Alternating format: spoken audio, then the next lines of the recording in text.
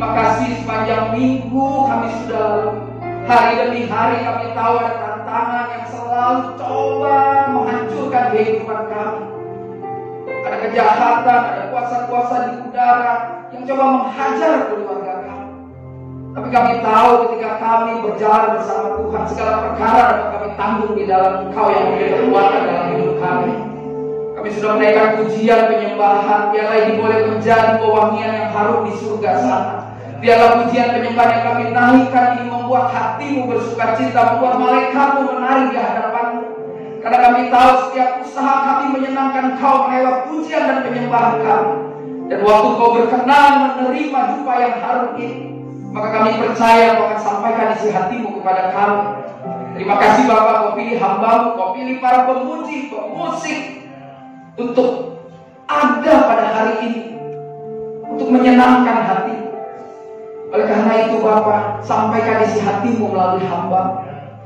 Biar setiap apa yang keluar dari mulut bibir lidah hamba-Mu itu keluar dengan bahasa yang sangat sederhana. Siapapun kami yang mendengarnya mengerti. Dan setelah ibadah ini kami akan keluar, kami akan menghadapi dunia dengan penuh sukacita. Dan dunia akan melihat keluarga kami. Keluarga kami adalah keluarga yang berkemenangan dan menjadi milik banyak orang yang boleh melihatnya. Terima kasih Bapak. Jangan satupun dari kami punya hati yang keras. Jangan satupun dari hati kami punya hati yang berbantah-bantahan memperdebatkan firman Tuhan. Tetapi biarlah setiap kami punya hati yang lembut. Ketika kami dengar, kami menerimanya dan kami masukkan ke hati kami. Dan biarlah firman itu bekerja sebebas-bebasnya dalam hidup kami. Terima kasih Bapak. Ini syukur dan doa kami. Kami naikkan hanya di dalam nama Tuhan Yesus, Tuhan Juru Selamat kami yang hidup, yang siap diberkati Tuhan. Mari sama-sama katakan amin. Puji Tuhan, haleluya. Silakan duduk saudara yang ada di tempat ini maupun yang ada di rumah. Apa kabar? Saya percaya saudara semua diberkati oleh Tuhan Yesus. Amin. Hari demi hari kita lalui dan kita percaya ketika kita melaluinya dengan satu pengharapan kepada Tuhan, kita nggak akan pernah dikecewakan. Ya walaupun banyak orang hari-hari berdebat, ya tapi kenapa keluarga saya begini, keluarga dia begitu? Kok kayaknya Tuhan nggak tolong kita sih? Karena kita selalu pakai ukuran kita, makanya kita bilang Tuhan nggak tolong kita ya. Tapi kalau kita pakai ukuran Tuhan, pakai waktunya Tuhan, kita tahu selalu semuanya tepat pada waktunya. Ya dulu kita suka nyanyi begini, waktu Tuhan pasti yang terbaik, walau kadang tak mudah dimengerti, lewati cobaan, ku tetap percaya waktu Tuhan pasti yang terbaik. Hari ini adalah waktu yang terbaik untuk dengar firman Tuhan. Nah, tema yang diberikan kepada saya, keluargaku milikmu. Saya benar-benar berdoa ini Pak Gembala kirim apa keluargaku milikmu tanpa penjelasan. Memang jadi hamba Tuhan suruh mikir apa itu mau nanya tensin ya kan, aku anak lulusan sekolah ya. Jadi saya tanya berdiskusi istri saya, apa maksudnya keluargaku milik? Oh Tuhan kasih di kepala saya. Jadi saudara, hari-hari ini memang keluarga-keluarga Kristen, keluarga-keluarga yang berkenan di hadapan Tuhan adalah keluarga-keluarga yang terus-menerus melakukan kebenaran firman Tuhan. Keluarga-keluarga Kristen itu adalah keluarga yang hidup sehari-harinya sungguh-sungguh takut akan Tuhan. Keluarga Kristen itu harusnya keluarga yang akhirnya orang luar, orang terdekat lah ya, Yerusalem, tetangga kita atau saudara kita atau sepupu kita merasakan kebahagiaan keluarga kita ini juga menjadi milik mereka. Nah, itu yang saya pikir, bagaimana sukacita yang kita miliki di dalam Tuhan bisa jadi milik orang lain yang melihat kehidupan keluarga kita. Nah, oleh karena itu pertanyaannya sekarang, bagaimana agar kehidupan keluarga kita, ya sekali lagi, bagaimana kehidupan keluarga saya, keluarga yang ada di gereja, keluarga yang ada di rumah, saudara semua menjadi milik banyak orang, karena kehidupan kita membuat mereka tercerahkan, kehidupan kita membuat mereka bisa hidup di dalam Tuhan, kehidupan kita menjadi orang-orang yang mengenal Kristus, dan waktu kita diselamatkan, keselamatan itu juga bisa jadi milik banyak orang karena mereka melihat kehidupan kita. Nah, pertanyaan tadi akan kita jawab. Ada dua bagian yang bisa kita lakukan sebagai suami, sebagai istri, sebagai anak-anak, sebagai anggota dalam keluarga. Nah, saya tertarik pertama kali tentu kalau ngomong keluarga yang bisa menjadi berkat bagi banyak orang, dan ketika kehidupan keluarga kita ini bisa dirasakan dimiliki oleh banyak orang. Dan yang paling saya terkesan ketika mempersiapkan ini, saya teringat akan Yosua. Bagaimana keluarga Yosua menjadi keluarga yang hebat. Bagaimana Yosua sejak mudanya menunjukkan kesetiaan kepada Musa. Bagaimana Yosua menunjukkan ketika tanggung jawab kepada Tuhan. Ketika Tuhan mempercayakan memegang tongkat estafet, lalu Tuhan memperingatkan, ingatkan firman Tuhan di hatimu, di keluargamu, siang malam. Karena dengan Taurat engkau akan bisa bertindak hati-hati. Karena dengan Taurat engkau akan berhasil dan beruntung. Dan bagian yang saya kutip dari Yosua itu terdapat di saat-saat terakhir sebelum dia juga akan mengakhiri kehidupannya. Mari kita lihat saudara yang ada di rumah, di dalam Yosua 24 ayat ke-15, ya. Saya dari tadi kok senyum-senyum loh saudara. Tapi saudara nggak lihat saya senyum, nggak apa-apa lah ya. Pokoknya saya nggak cemberut loh, saya senyum ya, saudara kayak nggak kenal saya aja. Ya. Nah, lihat Yosua 24 ayat yang ke-15. Tetapi jika kamu anggap tidak baik untuk beribadah kepada Tuhan, pilihlah pada hari ini kepada siapa kamu akan beribadah. Ya, Yosua ini pemimpin yang sangat demokrasi sekali. Dia nggak pernah memaksa kepercayaannya kepada bangsa Israel. Terserah, karena saya mau mati nih. Setelah itu saya nggak tahu dia mau kocar-kacir kayak mau bagaimana. Karena hari ini saya kasih pilihan kepada saudara, begitu ya. Dikatakan Allah yang kepada nenek moyangmu beribadah di seberang sungai Efrat, atau Allah orang Amori yang negerinya kamu diami. Perhatikan statement penutup ini harusnya jadi keputusan setiap orang tua yang khususnya anaknya mulai gede. Kalau anaknya masih di bawah 14 tahun agak bingung, kocar-kacir juga kepalanya disuruh mikir begitu. Tapi begitu mulai besar, kita udah mulai batuk-batuk ya, Pak Gembala, kita kan udah mulai batuk-batuk nih, gak perlu ada COVID juga batuk-batuk, umur udah tua ya kan. Gak bisa darah Yesus kalau udah tua udahlah ya. Kalau nggak sedikit jalannya mulai mencong, kalau kecil kurang vitamin mulai bongkok ya kan. Mulut dulu macak bagus saudara, begitu makin tua makin nonjol, nah ya kan, mungkin perawatan gigi nggak bagus ya, jadi macam-macam. Nah, ketika kita udah mulai batuk-batuk, kita perlu kasih tahu statement juga ke anak-anak ya, bahwa atau kepada keluarga yang ada di rumah. Lihat kata Yosua, tetapi aku dan seisi rumahku kami akan beribadah kepada Tuhan. Wah, bagaimana dengan keluarga kita?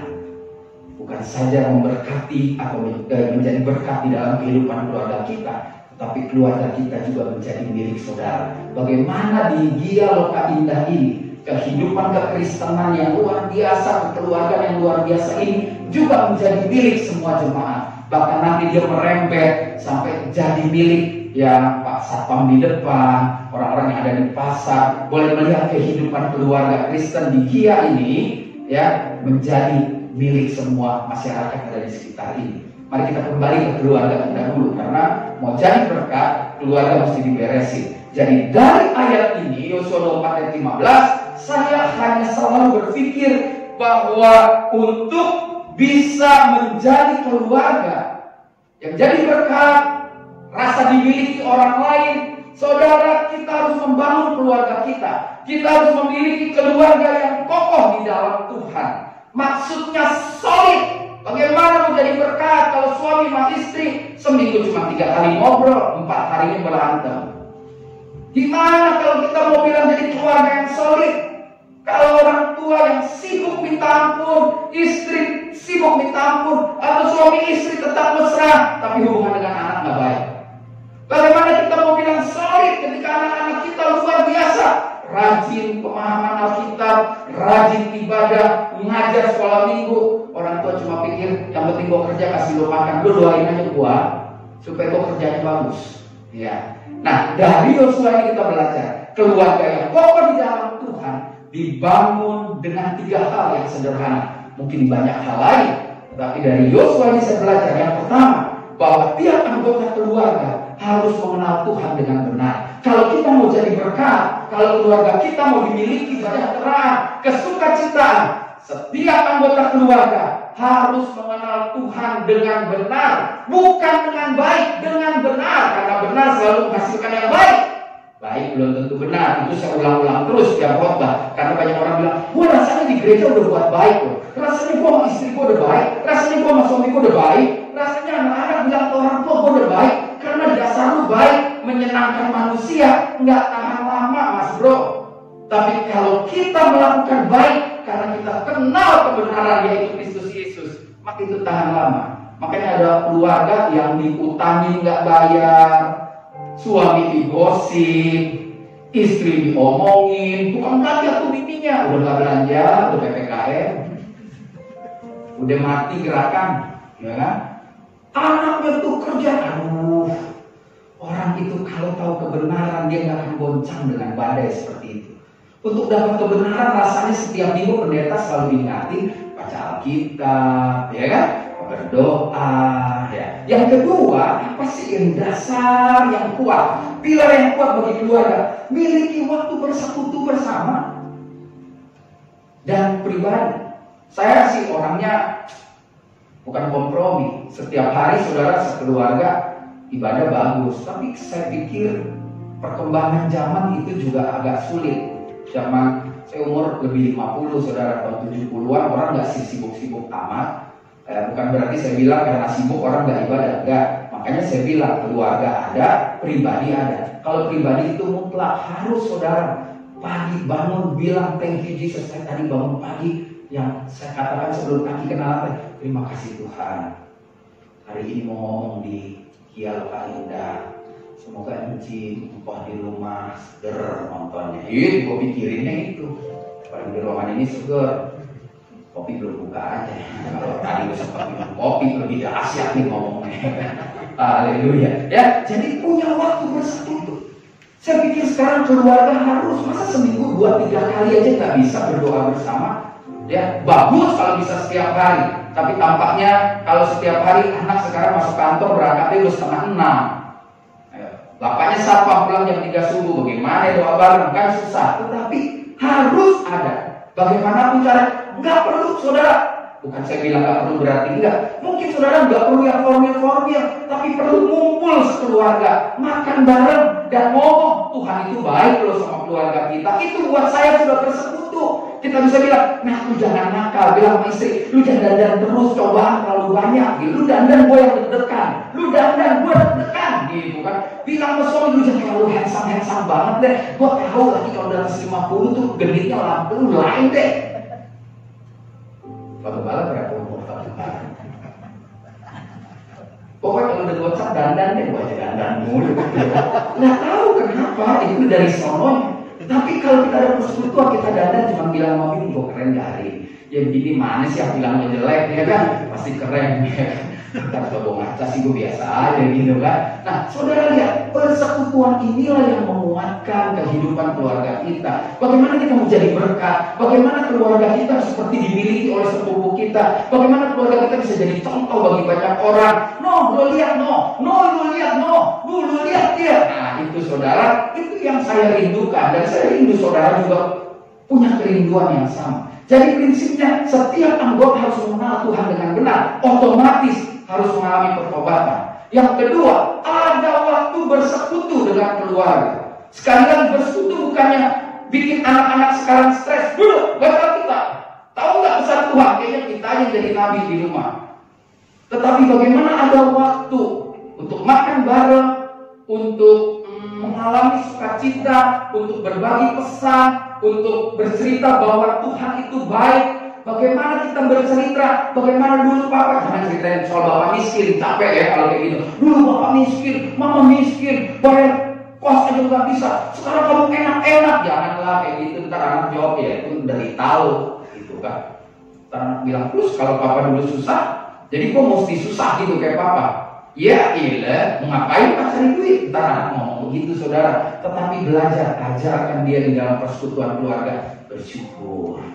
Yang ketiga saudara, bahwa setiap anggota keluarga harus memiliki hati melayani. Dan sebagai orang tua, kita yang harus mendorong anak-anak kita bahwa ini hari-hari kau mesti punya waktu melayani. Apalagi hari-hari pandemi seperti ini, punya dong rasa ya kita mungkin gak banyak duit ya saudara, di sini kita nggak bisa lah kayak yang di WA naik mobil satu bagasi buka kasih makan 200 orang, nggak usah lah. Kalau nggak punya jangan sok-sokan, lo habis amal, habis bagi-bagi sampai rumah berantem, ya jangan ya.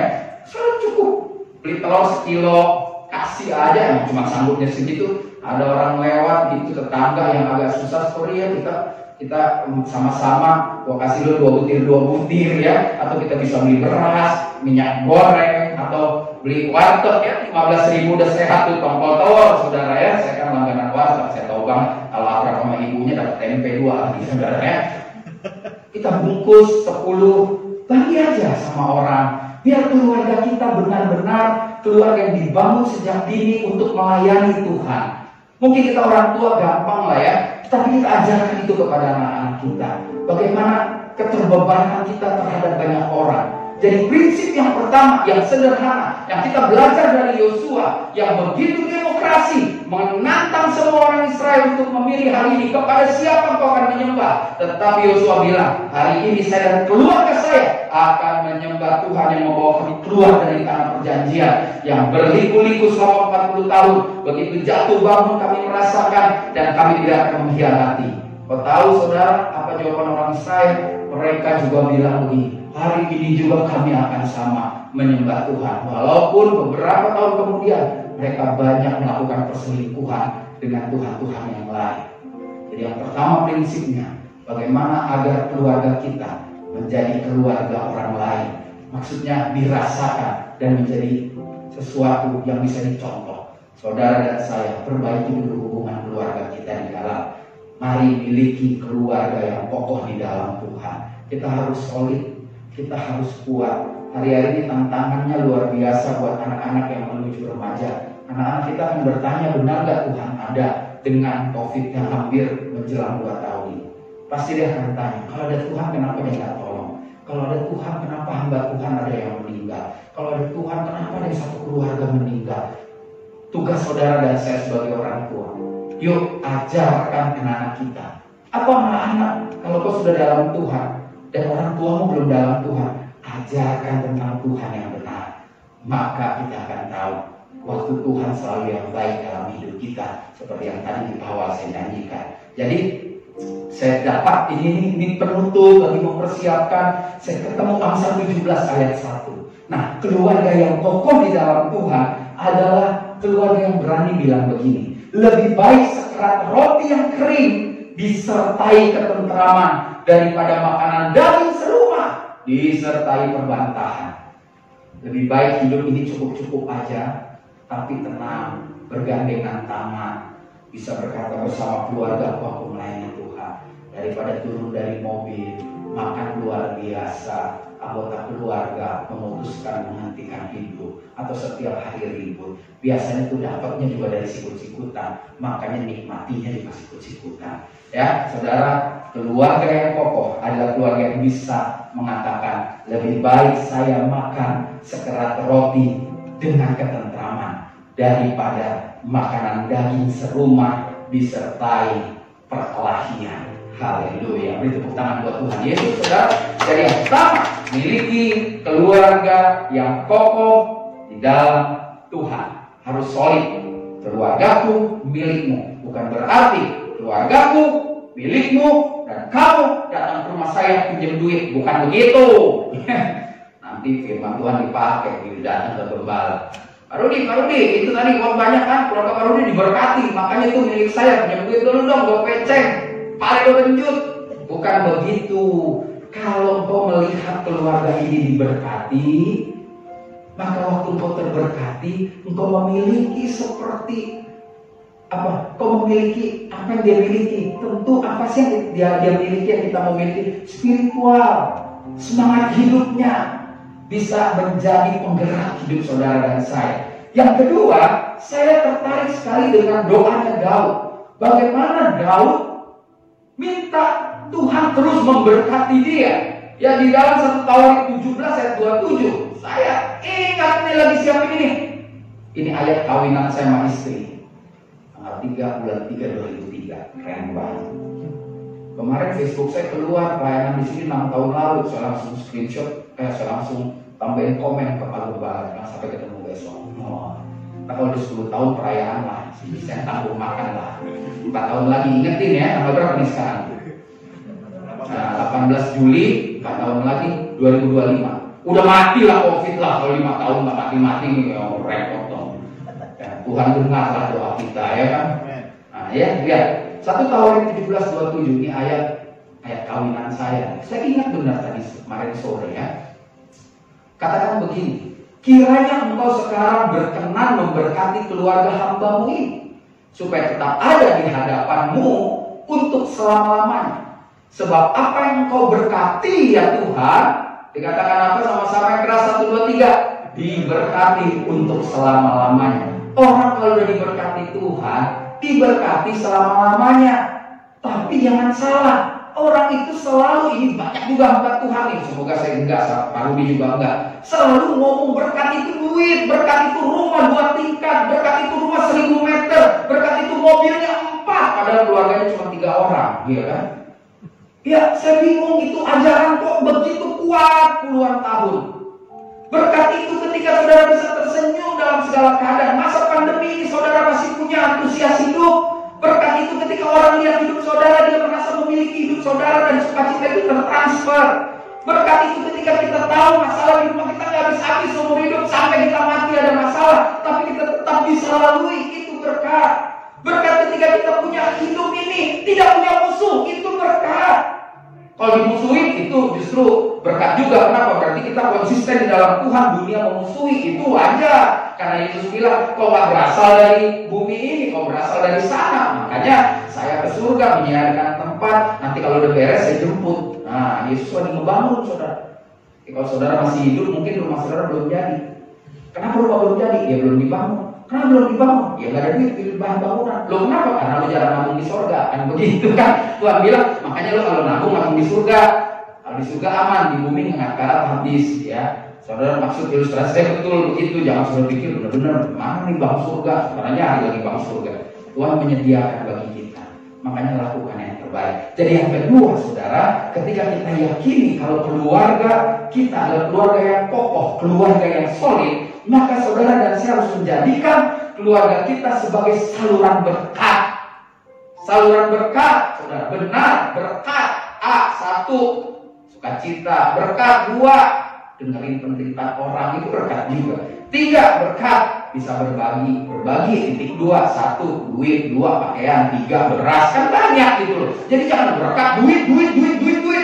Otakmu, otak kita semua kadang-kadang sudah dipengaruhi oleh duit.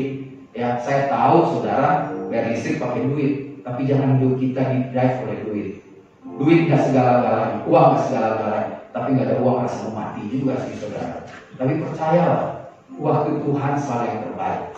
Buktinya nih sorry nih ya, saya lihat begini nih, makin gemuk semua. Katanya pandemi ya. Berarti makan masih bagus dong. Nggak ada orang kalau cuma makan beras sama garam gemuk, nggak ada. Pasti ini ada sate bagong, ada sekba, sate kambing, ayam guling, banyak. Ada berkat Tuhan. Nah, oleh karena itu, ketika Daud bilang, Tuhan kalau engkau memberkati aku, engkau pasti memberkati suku selama-lamanya. Oleh karena itu Tuhan berkenanlah kepada keluarga hamba-Mu ini. Yuk saudara katakan, Tuhan, aku mau sekarang engkau memberkati keluargaku, agar keluargaku bisa memberkati banyak orang. Nah, agar keluarga bisa menjadi saluran berkat, yang pertama kita naik pada level berikut. Setelah kita kenal Tuhan, ketika secara pribadi dan keluarga bersekutu, ketika kita mulai memiliki hati untuk melayani, maka yang kedua saudara, sadari dong panggilan masing-masing dalam melayani Tuhan. Jadi poin yang kedua, jadikan keluarga kita sebagai saluran berkat. Nah, saluran berkat itu berarti saudara dan saya, kita semua yang di rumah, yang nonton, mesti sadar bahwa kita punya panggilan melayani.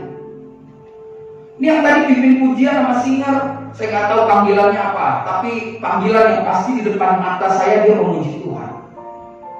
Ya lu berempat jangan sering berantem di rumah, sering nyanyi supaya tetangga senang, ya nggak? Enak ya, dia biar agamanya beda sama gue. Kalau nyanyi itu enak banget.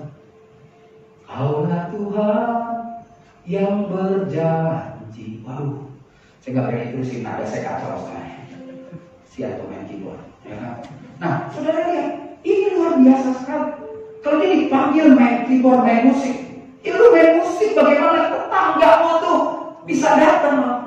Pak, anak saya les dong Pak, private di rumah, kan lumayan. Lu private di luar bisa kan 200.000 sekali datang sebagai keluarga yang dimenangkan. Udahlah Bu, tapi nggak gratis Bu, bayar aja Pak, berapa Ibu bisa bayar, ya kan? Karena kan gue juga mesti bayar listrik, anak lo main keyboard, enakan. Makanya kalau PLN datang lo bilang, saya kalau ayah Tuhan main keyboard digunting listrik lo, tetap mesti bayar, ya kan? Nah ini luar biasa sekali saudara. Jadi setiap keluarga kita, suami, istri, anak, masing-masing mengkoreksi untuk menyadari panggilan saya ini apa? Panggilan saya ini apa sih?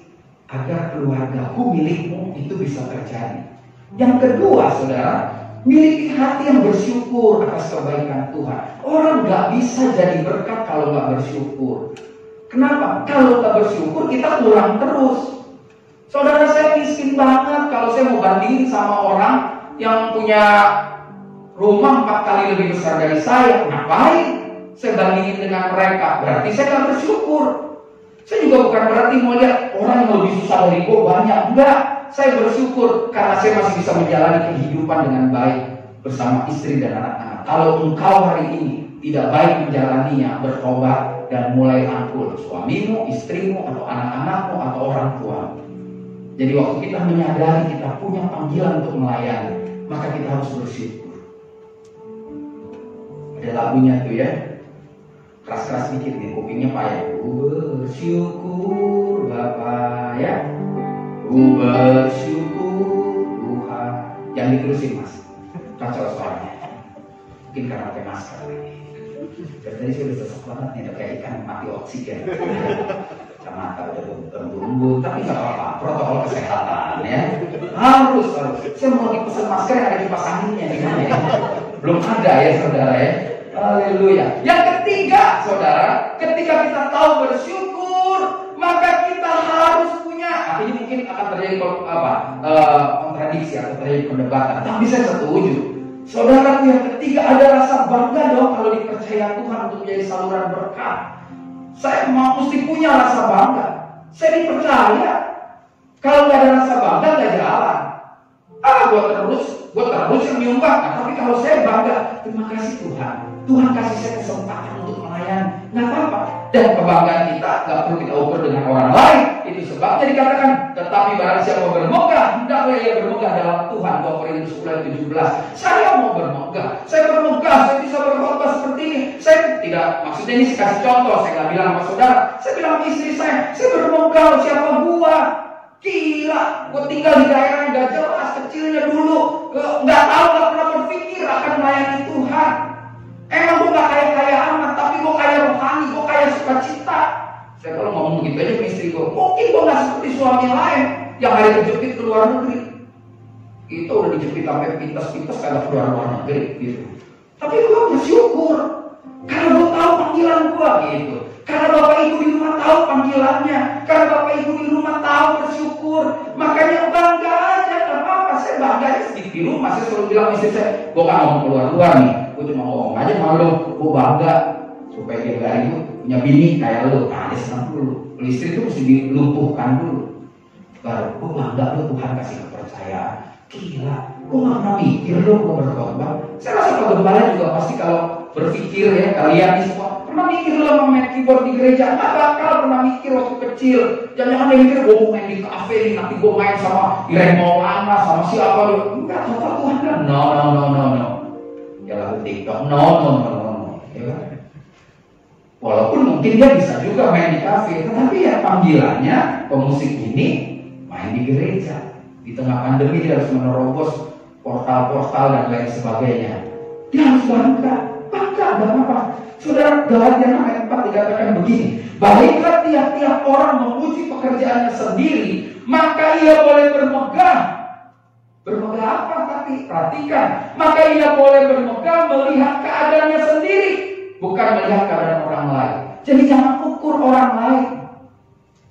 Saudara pulang nih, WL singer, ya sendirian juga. Terima kasih Tuhan, kok bangga lo. Terima kasih Tuhannya, Tuhan kasih kesempatan saya memimpin pujian di masa-masa seperti ini. Semoga terus Tuhannya bukan menjadi penyanyi cadangan. Karena ada juga WL utama gak datang karena takut COVID, jadi cadangan terus. Tapi ini kesempatan Tuhan berikan untuk saya naik pada level berikut. Terima kasih Tuhan. Saya gak mau ukur dia, saya mau ukur saya dengan Tuhan. Jadi keluargaku milikmu itu bisa terbentuk ketika saudara dan saya punya keluarga yang solid, punya keluarga yang kokoh, yang mengenal Tuhan dengan benar, yang tahu waktu untuk bersekutu dengan keluarga dan pribadi, yang setiap anggotanya memiliki hati untuk melayani. Itulah keluargaku untukmu, supaya kau melihat kehidupan keluargaku jadi berkat. Nah, semua yang menyaksikan tayangan ini, jemaat Loka Indah, dia Loka Indah, benar-benar berprinsip keluarga saya harus jadi berkat. Keluarga saya ini harus menyadari panggilannya masing-masing. Keluarga saya ini harus punya hati yang bersyukur. Keluarga saya ini harus punya rasa bangga dipercaya Tuhan. Maka saudara dan saya, kami yang ada di gereja maupun saudara yang ada di rumah, kehidupan keluarga kita pasti dirasakan orang lain seperti mereka menjadi bagian dari keluarga kita. Makanya punya waktu untuk menata kembali keluarga kita. Keluarga yang berkenan di hadapan Tuhan, di awal saya katakan, adalah keluarga yang terus-menerus melakukan kebenaran firman Tuhan dalam kehidupan sehari-hari. Keluarga ini harus hidup sungguh-sungguh di dalam Tuhan. Di awal saya katakan, ketika kita merasakan berkat Tuhan seperti apa yang dikatakan Daud dan terus-menerus diberkati, maka kita pun harus menjadi berkat. Pagi ini di waktu yang singkat, 2 prinsip sederhana, saya percaya akan ada 3, 4, 5, 6 prinsip di ibadah-ibadah selanjutnya. Tetapi 2 prinsip yang sederhana, saudara dan saya, milikilah keluarga yang kokoh di dalam Tuhan. Mari kita mulai bangun keluarga kita. Mari jangan malu sebagai suami yang mungkin sudah berapa lama ya, setahun 2 tahun gak pernah mengajak istri dan anak-anak untuk makan bersama atau mulai membicarakan tentang Tuhan. Mulai lakukan itu. Mari mulai tanamkan hati melayani Tuhan.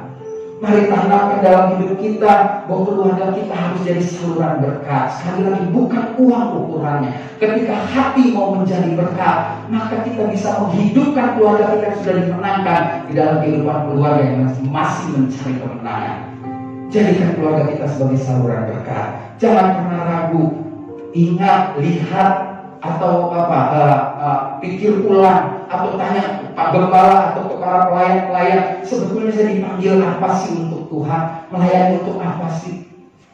Mungkin kalau saudara bingung untuk bersyukur, saudara bisa datang ke gereja, saudara bisa konseling, tanya apa sih dasar saya untuk bersyukur dengan kehidupan saya, kayaknya pas-pasan aja. Saya percaya saudara akan dapat jawabannya.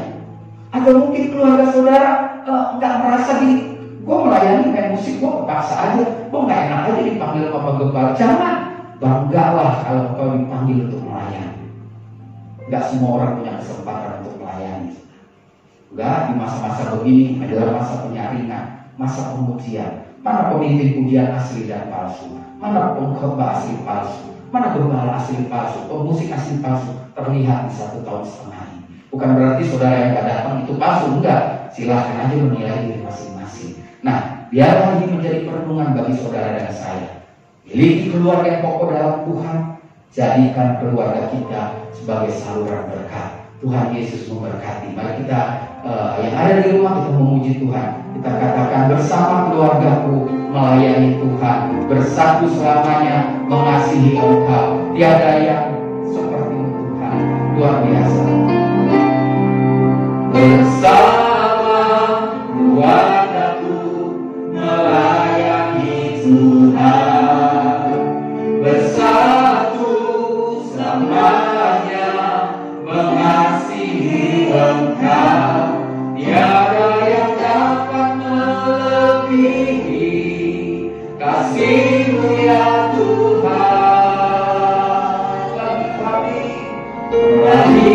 kami, Engkau segalanya. Sekali katakan bersama, bersama keluargaku melayani Tuhan, bersatu selamanya mengasihi Engkau. Tiada yang melebihi kasih-Mu ya Tuhan. Bagi kami Engkau segalanya. Saudara, ketika kita responi firman Tuhan, ketika kita katakan bersama keluargaku aku mau melayani Tuhan, bersama keluargaku aku mau sungguh-sungguh agar keluargaku bisa dinikmati oleh orang lain, dan keluargaku bisa menjadi sarana yang dipakai Tuhan untuk memperkenalkan Kristus kepada orang yang mencari kebenaran. Saudara, hari ini kita diingatkan dua prinsip yang sederhana. Apakah kita sudah membangun keluarga kita? Membangun dengan kokoh, membangun dengan kuat, membangun dengan solid di dalam Tuhan. Siapapun kita yang mendengar, termasuk saya, mari kita kembali renungkan, ingat ulang ketika kita memulai kehidupan kita. Ketika kita memulainya dengan Tuhan, apakah sampai saat ini kita masih bersama dengan Tuhan? Kalau kau sudah rasa undur kembali, kalau kau masih bersama dengan Tuhan, terus berdoa minta kekuatan agar hari-hari ke depan kau lebih hebat lagi di dalam Tuhan. Saudara, apakah kita sudah menjadikan keluarga kita menjadi keluarga yang bersyukur? Kalau kau sudah mulai lupa bersyukur, kau sudah mulai ngeluh karena keadaan ini, stop, bertobat dan katakan, ampun Tuhan, aku mau bersyukur dengan segala apa yang ada. Kalau kau sudah selalu bersyukur, lanjutkan terus, minta Tuhan untuk kau bisa melakukan lebih lagi dari apa yang sudah kau lakukan. Saudara, dua bagian ini biar menjadi perenungan kita. Dua bagian ini kita bawa dalam kehidupan kita selamanya. Setidak-tidaknya seminggu ke depan, orang mulai melihat ada perubahan hidup dalam hidup kita. Terima kasih Tuhan Yesus. Hamba berhenti berbicara, tapi hamba percaya dan hamba yakin dalam nama Tuhan Yesus, setiap perkataan hamba sudah kau sempurnakan di telinga setiap para pendengar, sehingga semua yang mendengar mendapat jawaban akan pergumulan hidup melalui bahasa yang Tuhan sampaikan ke diri mereka masing-masing. Terima kasih Bapak. Terima kasih untuk kebaikan-Mu. Mari beri tepuk tangan yang meriah buat Tuhan. Haleluya. Mari katakan sekali lagi bersama Tuhan.